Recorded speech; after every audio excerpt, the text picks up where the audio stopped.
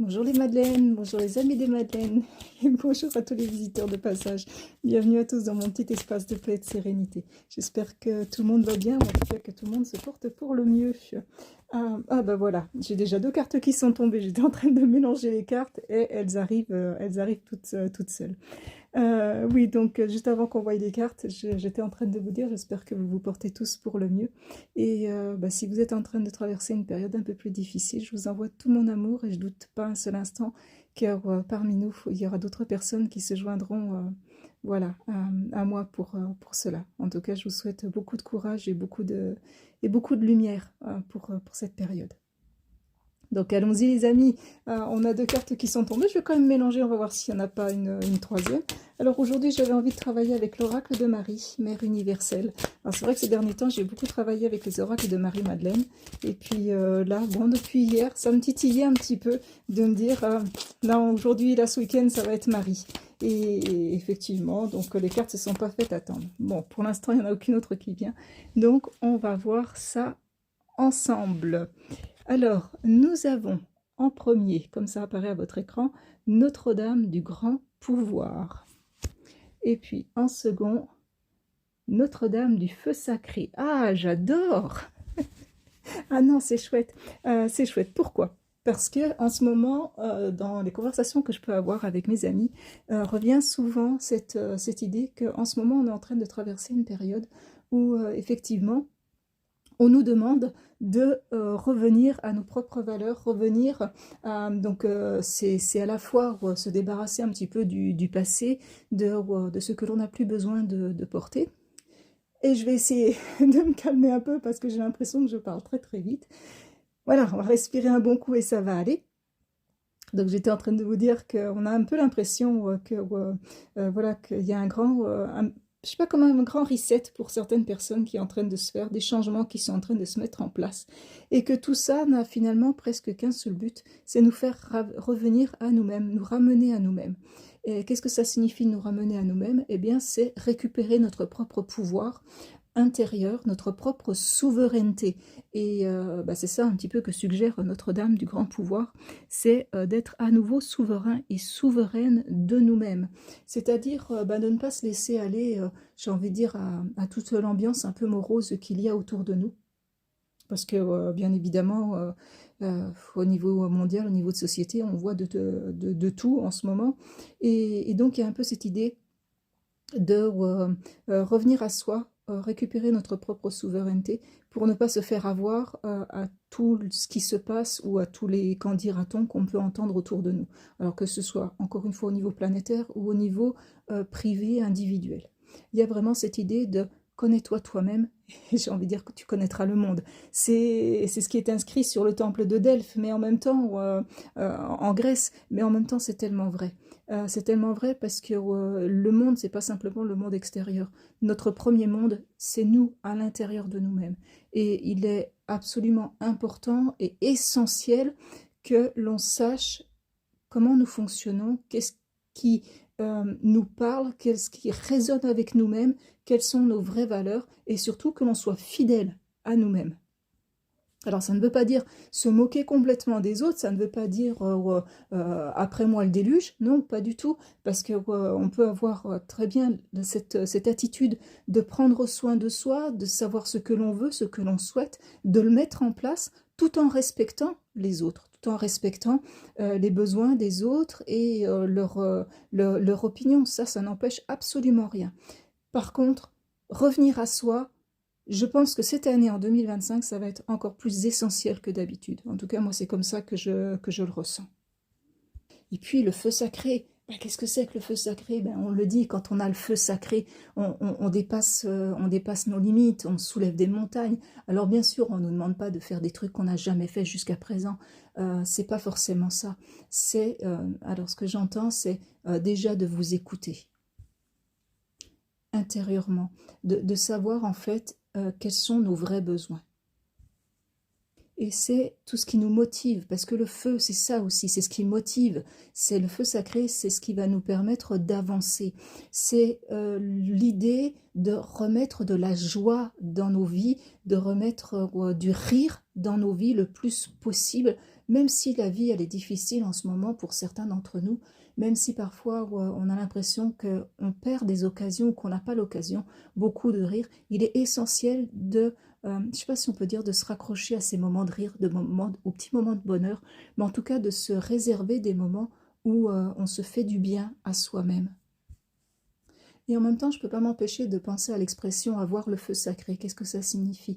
Les personnes qui disent souvent ah ben moi j'ai le feu sacré, ils se sentent, excusez-moi, dans un état d'esprit dans lequel ils sont profondément positifs avec eux-mêmes. Alors oui, pour certains, ça va les amener, comme on disait tout à l'heure, à dépasser leurs limites, à faire des trucs qu'ils n'avaient jamais fait jusqu'à présent. Mais pour d'autres, ça peut être tout simplement le fait d'arrêter de se juger aussi et de se dire, ben moi j'arriverai jamais, moi je suis pas capable de, ou ben ça je peux pas, ou ça c'est impossible, etc. C'est vraiment le fait de se dire, allez hop, là cette fois-ci j'en ai assez de tout ce discours négatif sur moi-même que j'entretiens depuis des années ou depuis peu importe, ou en tout cas que j'entretiens en ce moment. Je mets tout de côté, j'ai plus envie de ça et aujourd'hui j'ai envie de parler de moi avec douceur, avec réconfort, avec bienveillance, de mettre des mots positifs sur les pensées que j'ai vis-à-vis de moi-même. Et des fois, c'est des trucs qui peuvent être tout simplement comme, qu'est-ce qu'on pourrait trouver comme exemple, du style, ben, ouais, ok, en ce moment c'est difficile, mais tu vas y arriver, ma belle, tu vas le faire, mon beau. Vous voyez, c'est ces petites choses-là qui font que, ok, on ne nie pas la réalité de ce qui nous arrive, mais on se dit que on peut le faire, on peut y arriver parce que on s'accorde la confiance en soi. Et même si on sait que, voilà, on va le faire étape par étape, on ne nous demande pas de tout réussir tout de suite. Parfois, ça prend un petit peu de temps, mais parce que c'est le rythme qui est ainsi et qui est nécessaire. Ça me fait penser à une canalisation que j'avais faite il y a très longtemps avec Maître Guanyin, qui nous avait dit qu'en fait, les avancées que l'on pouvait faire, en tout cas la meilleure façon d'avancer, c'était toujours de respecter notre propre rythme. Notre propre rythme, c'était notre musique intérieure. Et on n'avait pas tous la même musique. Alors se dire, ben oui, voilà, un tel, il réussit parce qu'il a fait telle chose, d'accord, ça marche avec lui, mais ça ne veut pas dire que ça va marcher avec nous. Et bien souvent, quand on essaye de faire comme l'autre, on essaye de le copier, on se rend compte que c'est pas, que ça ne nous réussit pas. Et bien évidemment, parfois, il y a ce réflexe de se dire ah bah oui, mais lui ou elle, bah ouais, mais c'est super, enfin, ouais, il est doué, elle est douée, etc. Moi, je le suis pas. Alors qu'en fait, non, ça n'a rien à voir avec une certaine douance, si on peut dire les choses comme ça. Mais en tout cas, c'est le fait de se dire ok, c'est sa musique, c'est sa façon de réussir les choses. C'est pas ma musique. Moi, aujourd'hui, j'ai besoin de trouver ma musique, mon harmonique, ce qui va faire que mes notes à moi vont s'exprimer et vont donner un joli ensemble une fois que je vais jouer mon propre instrument, ma propre partition.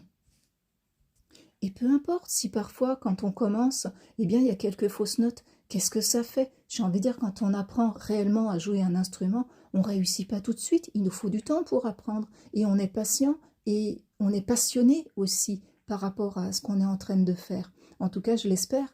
Et du coup, bah, on est indulgent avec soi-même. Ça veut dire que si je veux récupérer mon propre pouvoir personnel, ma propre souveraineté, je fais preuve d'indulgence avec moi, de compassion avec moi-même et je m'accorde le temps de trouver mon propre espace, ma propre musique dans lequel je vais pouvoir, dans cet espace dans lequel je vais pouvoir justement exprimer pleinement qui je suis, m'autoriser à être pleinement qui je suis, tout en sachant très bien que j'ai le droit de rayonner autant que les autres. C'est pas parce que un tel ou un tel rayonne plus ou me donne l'impression de rayonner plus que je dois penser que moi ça va pas être pareil. Si on est tous pareils, on est tous sur le même pied d'égalité, le reste c'est que des croyances qui sont issues de notre histoire personnelle, qui nous ont amenés à un moment donné ou à un autre à nous dévaloriser. Mais c'est pas ça le truc. C'est vraiment d'arriver à se dire que l'on est aussi bien que les autres. On est des âmes égales. Et par le fait même, nous méritons autant que les autres. Mais il faut juste arrêter de croire l'inverse. Quoi, c'est peut-être ça le truc. Et du coup, peut-être qu'il est temps finalement, mes amis, mes belles âmes, d'être enfin, j'ai envie de dire, à l'intérieur de nous, d'être, en tout cas de retrouver notre feu sacré et d'oser l'exprimer. Ne soyons plus dépendants des conditions extérieures, mais devenons l'acteur, l'actrice de notre propre vie. Créons notre rêve. Parce qu'après tout, il ne faudrait pas qu'on oublie, les belles âmes, qu'on est là pour créer. Nous sommes des créateurs avant toute chose. Nous sommes là pour créer, et créer de belles choses de préférence. Et oui, bien sûr, toute création, c'est comme toute invention, ça passe par un certain apprentissage. Le principal, c'est d'essayer. Parce que c'est ça finalement l'essentiel, c'est de toujours essayer. Si on n'essaye pas, on ne peut pas savoir ce dont on est capable ou non. Et puis, encore une fois, peu importe le temps, mais essayons, c'est déjà ça. Alors oui, bien sûr, on peut décider de subir notre vie. Et, alors excusez-moi, j'ai souri parce que j'étais en train de mélanger les lettres hébraïques et puis là, une carte a carrément giclé pour atterrir sur mon téléphone, en tout cas sur l'enregistreur. Et j'étais en train de vous dire, bien sûr, on peut subir notre vie, ça c'est, j'ai envie de dire, c'est un choix comme un autre, mais en même temps, ben, on peut aussi choisir d'être acteur de notre changement, actrice de notre changement, et de retrouver notre propre souveraineté. Ça c'est aussi un choix, et pour moi c'est quand même le choix le plus intéressant. Alors voilà les amis, voilà ce que je voulais déjà vous dire. Alors j'ai eu envie effectivement de prendre le tarot des lettres hébraïques parce que je trouve qu'il y a toujours des choses, on a toujours des choses à apprendre. Et puis c'est un tarot qui vibre bien, en tout cas moi j'aime bien, je le sens bien. Et aujourd'hui donc la carte qui a littéralement giclé, c'est la carte numéro 19, comme vous la voyez apparaître à votre écran, et c'est Kof. Alors avec cette magnifique, magnifique couleur violette, donc la couleur du spirituel. Et j'adore que ouais, c'est dingue qu'elle soit arrivée. Bon, en même temps, je devrais même plus être étonnée. Mais Kof, c'est le symbolisme de tout ce qui a besoin d'être transmuté. C'est en même temps une aide précieuse pour voir et aimer tout ce qui est divin en chacun de nous. Et en même temps, bah, c'est aussi voir le divin à l'intérieur de nous. Et du coup, ça tombe bien avec ce que l'on disait tout à l'heure sur le fait de retrouver notre propre souveraineté, de redevenir notre créateur à l'intérieur et d'exprimer cela. C'est de reconnaître qu'Off, elle nous permet de reconnaître la beauté aussi à l'intérieur de chacun d'entre nous. Et c'est pas simplement, encore une fois, c'est pas simplement la beauté à l'extérieur de nous, la beauté chez les autres, c'est aussi la beauté à l'intérieur de nous. Et quelles que soient les circonstances, quel que soit ce que nous avons vécu, quel que soit ce que l'autre est en train de vivre, même si on voit les parts d'ombre de l'autre, même si on se dit qu'il y a plein de parts d'ombre à l'intérieur de nous, eh bien c'est de reconnaître quand même ce divin à l'intérieur de chacun, sans s'oublier soi-même. Et ça, je trouve que cette lettre, elle est magnifique à cause de ça, parce qu'elle nous invite à dépasser les a priori, dépasser les préjugés, les jugements, pour accepter que même si l'autre, ben il est pas, c'est pas génial quand je le regarde, voilà l'opinion que je peux avoir de l'autre, eh bien l'autre il est quand même divin à l'intérieur de lui. Et quelle que soit l'opinion que j'ai de moi-même, même si je me dis ben, que je suis nulle, que j'ai jamais réussi quoi que ce soit, que voilà, peu importe, eh bien c'est de se dire je suis quand même un être divin. Et voilà, c'est ça, c'est accepter notre état de divinité malgré, j'ai envie de dire, notre humanité. Ou avec notre humanité, ça serait plutôt dire les choses de cette façon-là. Et même si on ne comprend pas tout, parce que finalement c'est ça aussi, Kof, elle nous dit que c'est aussi d'aller voir le mystère dans les profondeurs et de reconnaître que dans nos profondeurs, il y a un amour absolu, un amour immense qui réside. Et même si on ne le voit pas en premier lieu, voilà, je cherchais l'expression, même si on ne le voit pas tout de suite, eh bien c'est de savoir qu'il existe. Et tout à l'heure, on parlait de redevenir créateur, de récupérer cette part de nous-mêmes. Eh bien, c'est ce que nous dit Kof. Elle nous incite à plonger dans nos profondeurs pour retrouver cet aspect créateur, malgré les zones d'ombre que nous pouvons y voir. Parce que Kof nous enseigne que derrière les apparences, derrière ce que l'on croit voir, il y a cette force d'amour qui réside en chacun de nous. Et cette force d'amour, c'est ce qui permet la création. C'est ce qui a permis à la source divine de tout créer. Parce qu'elle a tout créé avec cette force d'amour. Et que cette force d'amour, elle réside à l'intérieur de nous et à l'intérieur de chacun d'entre nous. Et comme vous le voyez sur l'image, la façon dont elle est écrite, il y a quand même une partie qui descend, on dit, en dessous de la ligne d'écriture. Il y a une partie qui plonge. Pourquoi? Parce que cette lettre, elle nous invite à aller dans nos profondeurs, à aller chercher là où on a besoin d'aller chercher. Là où réside cette force d'amour que certains ont oublié tout simplement. Alors j'avais mis sur pause le temps de lire un petit peu le livret, parce que c'est vrai, je ne connais pas encore totalement toutes les lettres, mais je viens de me rendre compte, et c'est ça qui est chouette, parce qu'on parlait tout à l'heure, puisqu'on avait la carte du feu sacré, de Notre-Dame du feu sacré, il se trouve que justement Kof nous invite à retrouver notre force de vie à l'intérieur de nous. Mais quand on dit à l'intérieur de nous, c'est pas simplement du point de vue de l'esprit, du point de vue de l'âme, c'est aussi du point de vue physique et du point de vue de notre corps. Donc je pense qu'il y a quand même quelque part une invitation à la guérison et à croire à cette guérison, quelle qu'elle soit. Que ce soit une guérison physique pour une raison de santé ou une guérison qui soit en lien avec quelque chose de plus émotionnel ou psychologique, peu importe. Vous voyez comme ça vous parle, qu'est-ce qui a besoin à l'intérieur de vous d'être guéri?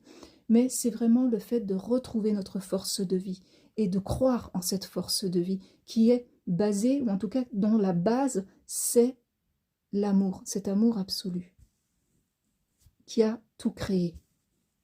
Et là, on retombe vraiment bien sur cette carte de Notre-Dame du feu sacré.